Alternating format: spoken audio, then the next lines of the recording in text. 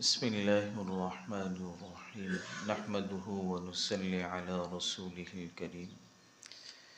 इससे पहले मैंने जुमरात वाले दिन आपके सामने नमाज के फ़राइज़ अर्ज़ किए थे और फ़राइज़ का हुक्म जैसे मैंने अर्ज़ किया था कि नमाज में कोई एक भी फ़र्ज़ छूट जाए तो नमाज अदा नहीं होती बल्कि दोबारा पढ़नी पड़ती है।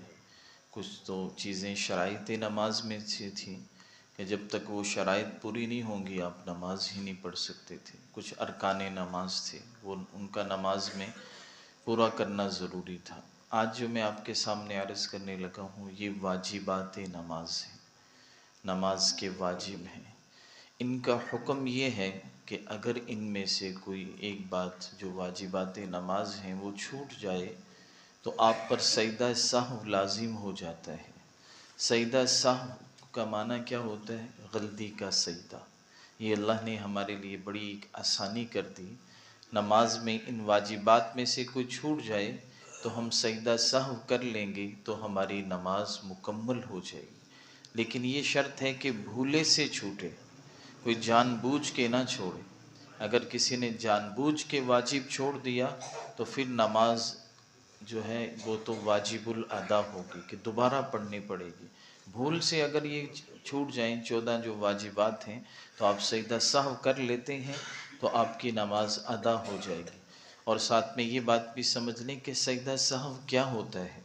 सजदा सहव ये होता है, आपने देखा होगा कभी नमाज आप जमात के साथ पढ़ रहे हैं, इमाम साहब जो है अत्तहियात में जब आखिरी में बैठते हैं तो एक तरफ सलाम फेर कर 2 सजदे करते हैं। इसका मतलब क्या होता है? कहीं थोड़ी बहुत उनसे ऊंच नीच हो गई, नमाज में बैठना था वो खड़े हो गए, दरमियान का कायदा छोड़ दिया, यहाँ कहीं किसी अमल में थोड़ी ताख़ीर हो गई। अत्तहियात अब्दुहु और रसूलु तक पढ़नी थी, उन्होंने दुरूद शरीफ भी पढ़ लिया। तो ये चीज़ें जो है इनकी वजह से सजदा सहव वाजिब हो जाते हैं।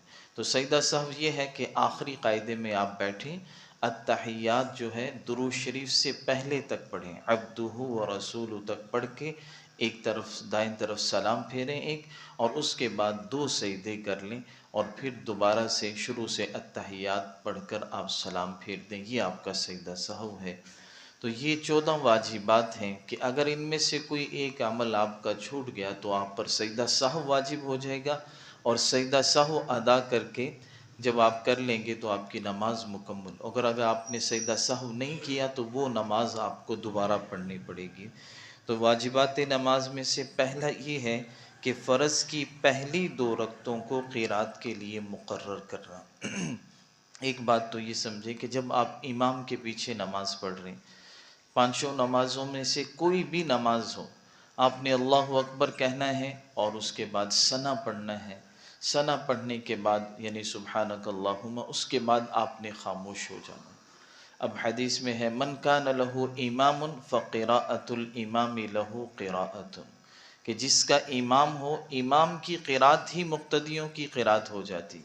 अब इमाम बुलंद आवाज़ से क़िरात करेगा वो भी आपके पर सुनना ज़रूरी है, या बुलंद आवाज़ से जैसे ज़ोहर असर में नहीं करता, जो सिर्री नमाज़ें हैं उसमें भी आप खामोश ही रहेंगे, इमाम की क़िरात ही आपके लिए। अब आ जाए इनफिरादी नमाज कि कभी आपकी नमाज जमात से रह गई तो अब आपने पहली 2 रकतों को क़िरात के लिए मुकर्रर करना है। क्या मतलब कि पहली 2 फ़र्ज़ की पहली 2 रकतों में आपने सूरत भी पढ़नी है और सूरह फ़ातिहा भी पढ़नी। पहले सूरह फ़ातिहा उसके बाद कोई सूरत पढ़नी, और ये पहली 2 रकतों में करना है। आखिरी 2 रकतों में फ़र्ज़ जब आप पढ़ रहे हों तो सिर्फ़ सूरह फ़ातिहा पढ़नी है, साथ सूरत नहीं मिलानी। तो ये मतलब है कि अगर किसी आदमी से ऐसा हो गया कि उसने पहली 2 रकतों में जो है फ़ातिहा के साथ सूरत नहीं मिलाई, ये उसका वाजिब छूट गया, तो वो आखिरी 2 में मिला ले और फिर जो है सजदा सहव करेगा। इसी तरह फ़र्ज़ नमाज की तीसरी और चौथी रकत के अलावा तमाम नमाज़ों की हर रकत में सूरह फ़ातिहा पढ़ना ये वाजिब है। यानी जब आदमी जो है सूरह, जैसे मैंने अर्ज़ किया कर दिया, अपनी कोई भी इनफिरादी नमाज़ पढ़ रहा है, सिर्फ़ फ़र्ज़ जो नमाज है उनके अलावा बाकी सब रकतों में सूरह फ़ातिहा का पढ़ना ज़रूरी है। और फ़र्ज़ जो है उनमें आखिरी 2 रकतों में सूरत फातिहा पढ़ना ये सुन्नत है, वाजिब नहीं है। उसमें भी पढ़ना चाहिए लेकिन वाजिब नहीं। बाकी जितनी भी आप 4 सुन्नत पढ़ रहे हैं या जो है आप 3 वितर पढ़ रहे हैं, सब में आप जो है सूरह फातिहा भी पढ़ेंगे और साथ में सूरत भी मिलाएंगे। सिर्फ फ़र्ज़ों की जो रखते हैं उनमें सिर्फ 2 में सूरह फातिहा और सूरत मिलानी पड़ती, आखिरी 2 में सिर्फ सूरह फातिहा पढ़ना, और वो भी सुन्नत है। अगर छूट जाए तो उससे सजदा सहव वाजिब नहीं होगा। उसके बाद तीसरा ये है कि फ़र्ज़ नमाज़ों की पहली 2 रकतों में और वाजिब, सुन्नत और नफल की तमाम रकतों में सूरह फातिहा के बाद कोई सूरत पढ़ना। ये वही बात है जैसे ज़ोहर की 4 सुन्नतें हैं, असर की 4 सुन्नतें हैं, इशा की 4 सुन्नतें हैं, या आप 4 नफल कोई भी पढ़ रहे हैं, हर उसमें आपको सूरत भी मिलानी है और सूरह फातिहा भी पढ़नी। सिर्फ फ़र्ज़ों में मैंने जैसे अर्ज़ कर दिया, पहली 2 रकतों में आपने सूरह फातिहा के बाद सूरत मिलानी, आखिरी 2 रकतों में सूरत नहीं मिलानी। और सूरह फातिहा को सूरत से पहले पढ़ना, पहले सूरह फातिहा पढ़नी फिर 7 सूरत मिलानी है। ऐसा नहीं करेंगे कि पहले आप सूरत पढ़ लें बाद में सूरह फातिहा। अगर इस तरह गलती से हो गया तो आप पर सजदा सहव वाजिब हो जाएगा। और इसी तरह क़िरात, रुकू, सजदों और रकतों में तरतीब कायम रखना, यानी जब आप नमाज़ पढ़ रहे हैं तो आपकी ये तरतीब से नमाज़ पढ़नी है कि पहले आप क़िरात करें, फिर रुकू में जाएं, फिर सजदे में जाएं। कोई आदमी रुकू किए बगैर सजदे में चला जाता है तो ये उसने तरतीब को आगे पीछे कर दिया, तो ये भी वाजिब छूट जाएगा। तो इस पर भी सजदा सहव करना होगा। और कौमा करना, कौमा किसे कहते हैं? रुकू से जो है जब हम खड़े होते हैं उसमें सीधा खड़ा होना। बाज़ दफ़ा आदमी ऐसे करते हैं, रुकू से खड़े थोड़ा सा ऊपर हुए फ़ौरन सजदे में चले जाते हैं, ये सही नहीं है। और इसी तरह रुकू से सीधा खड़ा होना चाहिए कि कोई पीछे बैठा हुआ शख्स आपको अगर देखे तो उसे पता चले कि ये खड़ा हुआ है, उसके बाद सजदे में गया। ऐसे नहीं कि थोड़ा सा ऐसे हुआ और फ़ौरन सजदे में, ये गलत है।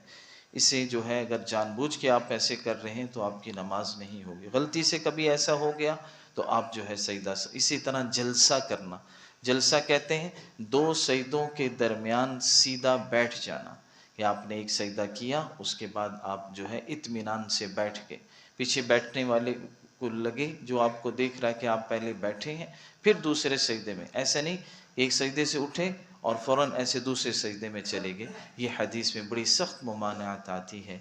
आपने एक शख्स को देखा कि वो इस तरह जल्दी जल्दी नमाज़ पढ़ रहा था, नमाज़ पढ़ के आपकी मजलिस में आ गए, आपने फरमाया इरजिअ फ़सल्ली फ़इन्नका लम तुसल्ली, कि वापस चले जाओ अपनी नमाज को दोबारा पढ़ो, तुम्हारी नमाज नहीं हुई। कैसी ये क्या कि तुमने रुकू के बाद सीधे खड़े नहीं हुए और 2 सजदों के दरमियान इत्मीनान से बैठे ही नहीं कि आप फ़ौरन दूसरे सजदे में चले जाते। इसी तरह तादील अरकान के हर रुकन को, चाहे वो सजदा है, वो रुकू है, कोई भी है, उसको सही इत्मीनान से अदा करना, जल्दी ना करना।